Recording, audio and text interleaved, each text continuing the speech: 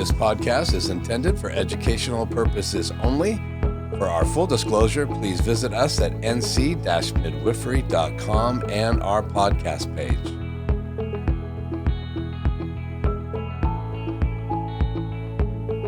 Well, welcome back to episode 3, our special Christmas podcast. We're here with our hosts, Shannon Bennett and Angie Hansen. Hey, ladies. Hey, welcome back. It's holiday time again, and we're here for our annual shout out. Merry Christmas. Merry Christmas. So, nice hat, Angie. Thank you. I was in a hat kind of mood today. I like it. And I think you should tell everybody the story about your hat because it's more exciting than mine. Funny story that. So I had a hair appointment today to get rid of the gray, a couple times a year. And she decided to do some low lights and some highlights upon my request. Had no idea it was going to take that long. We were scheduled to do this podcast, and I asked her, so when do you think we'll be done? And I was supposed to be here at 3, and she says, oh, probably 3:30. And I was like, oh boy, because Keith was kind of Mr. Grumpy Pants this morning, and so I was like, that is not going to help things at all. Keith just got told on. He told on me the other day. Oh, man. He can edit it out if he doesn't like it. Anyway, so I'm like, I gotta go. So she's feeling nervous. I'm feeling bad for her. And I said, tell you what, I'll pay you while the last bit of foils are doing their thing. You can trim the back of my hair while the top's finishing. And then when we're done, just go ahead and wash my hair. I'll just, dry it. We can put something in it. I'll scrunch it, and hopefully it'll dry on the way home, and I'll just throw a Santa hat on when I get home for this. There you go. There you go. So here I am driving down the highway with my air blasting at 74, blowing my hair dry, scrunching it as I go, and it still looks wacko. So guys, this is crazy hair. Hey, 'tis the season.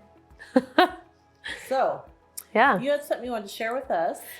Yeah, well, we were just talking earlier about this season. We always chat a little bit this time of year about what each of our families are doing and what we're doing to celebrate. We have a new family member this year. Yeah? New grandbaby. Aww. So one more for Christmas. Yeah, more Christmas presents to buy. More stockings, which I am done. I am done with all my stockings. I am 19 of them. I'm done with, 17 this year.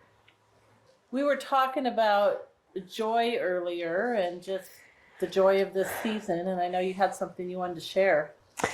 Yeah, so we were talking earlier about just the joy of this season and everything that it means. And I think every year there's something different that makes it special, even though the themes are always the same. But I know for me this year it's been really personal because I've struggled recently with some mental health issues with the pregnancy, and it's just been a bit of a trial, something that we're working through. Soon to be over. Right. Yes, very soon. But just getting back to that place where, you're back to the basics, you're back to, what really matters. What really matters, yeah. And back to, the meaning, the reason for the season is something that always, all the time is relevant and true. And like you were saying earlier, joy it's not just a feeling. It's something that... It's a choice. It's abiding. It's something that's deeper than what is going on in our circumstances. And so I think reconnecting to that, replugging into that, for me has been really meaningful in this season. And also it's just kind of fun. I don't know, who all has had Christmas babies out there, but having a baby due this time of the year. You could potentially have a baby on Christmas if you were I could. Ooh. But just thinking about the nativity and the journey, the trek that they made. Can you imagine riding on a donkey right now? I mean, no, it's absolutely with a nutty. Belly that big and a bottom as sore. Well, yeah, right. And just all the nitty gritty details that we kind of gloss over, and it becomes this thing. Sometimes we're more focused on Santa Claus. Not that that's not fun and a part of how we celebrate the decorations, but sometimes we forget it's Jesus' birthday. Yeah, right. And we are full of joy because he came to bring joy. Yeah. Yeah. And that joy is true for us in every season of our lives, in the highs and the lows and the difficulties. So that's something that we're super grateful for this season, and we hope you guys are too. You know, total change of subject, but have you heard about Christmas Mastitis? No, and I just heard this word earlier today for the first time. What a word. It wasn't midwives, this time. midwives learning new things all the time. But this was. I dropped something. Oops. It wasn't a marshmallow. It's okay.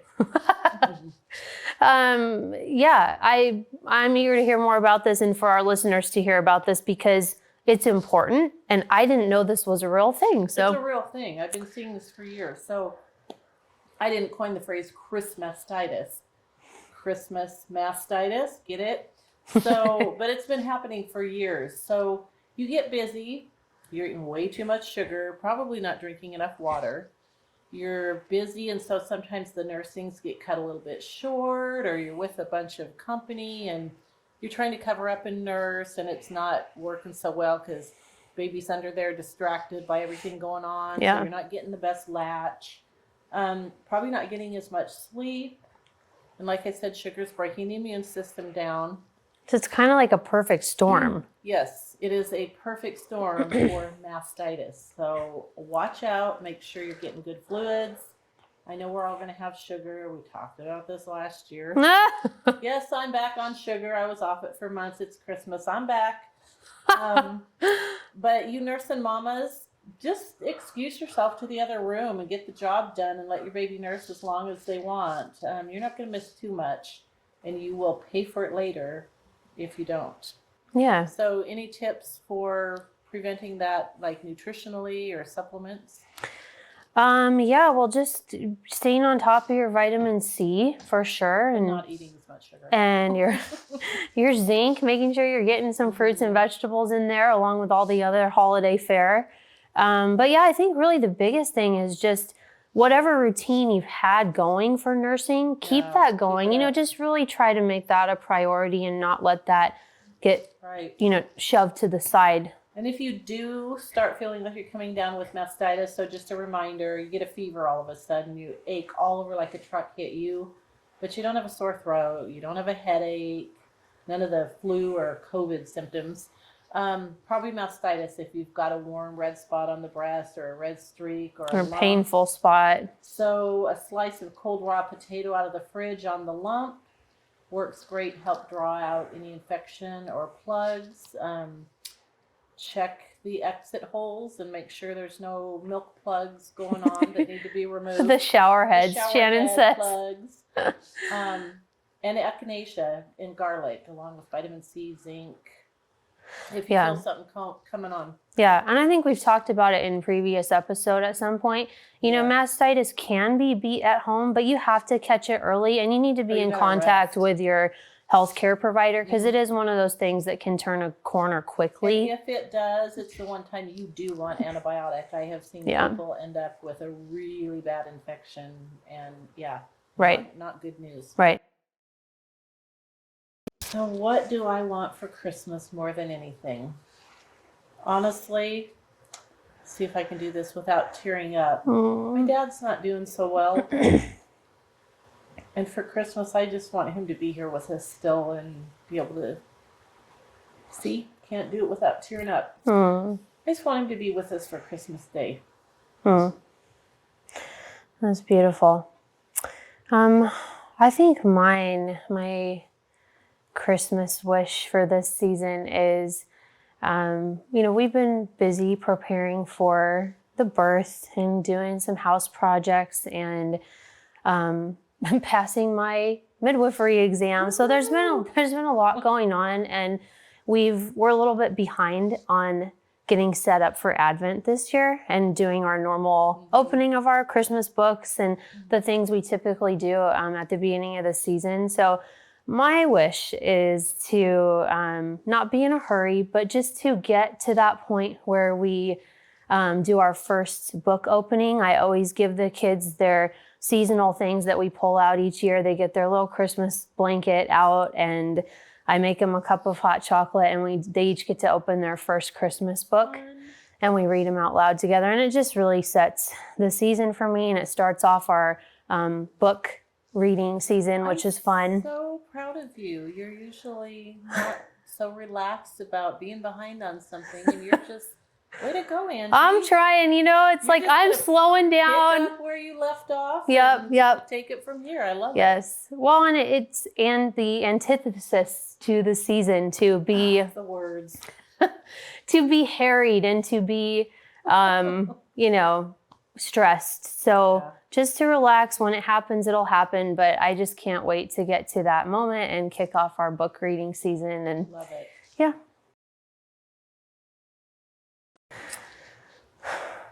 Family. I love having all the family, and it's especially fun now that we have grandkids. And yeah, my mom and I spend the night wrapping hundreds, literally, of little things that go in all of the 17 to 19 stockings. And this could be an illness. I'm not sure. We bake cookies, and I just love that during this time we take the time to do those things together that normally we would say, I don't have time to do it. My favorite thing is the PJ pictures. The family pajamas. That's hard to do now because you're telling me I'm nerdy? Every year somebody grows out of theirs and they can pass them on to the next one, but you can't find a replacement for the pattern that they had last year. So yeah. We're going to have to just have like potpourri pajamas. Everybody just pick your favorite Christmas pajama and call it good. I'll take my answer back. I'll add to it. So the other thing, take it back. I'm not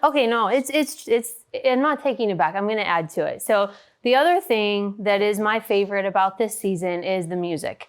Yes. So we always teach our kids a new Christmas hymn. Usually we try to do old ones, so like as ancient as we can get.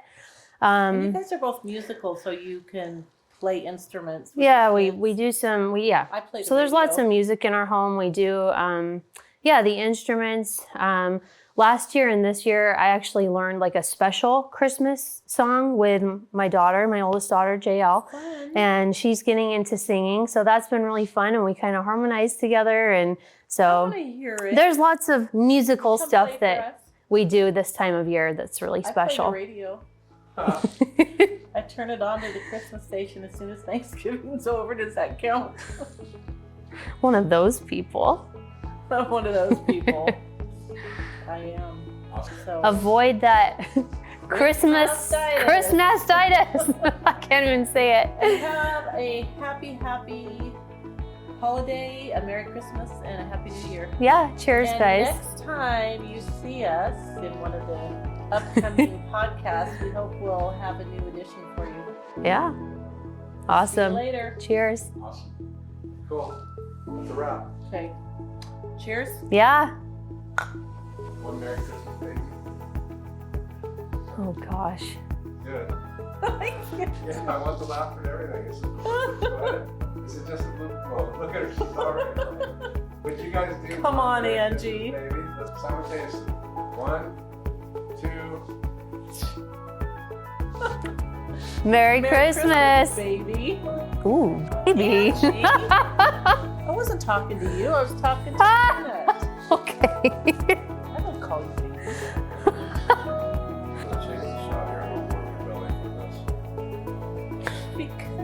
There's plenty of it to be had. It's like this big round beach ball. Mm-hmm. Literally like a beach ball. It always is. It's so nutty.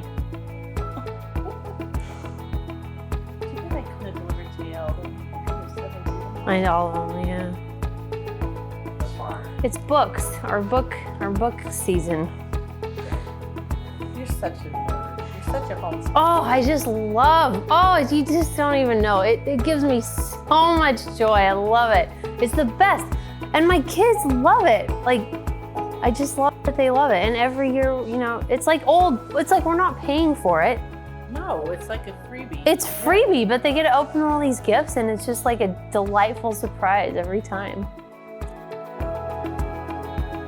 This podcast is intended for educational purposes only. For our full disclosure, please visit us at nc-midwifery.com and our podcast page.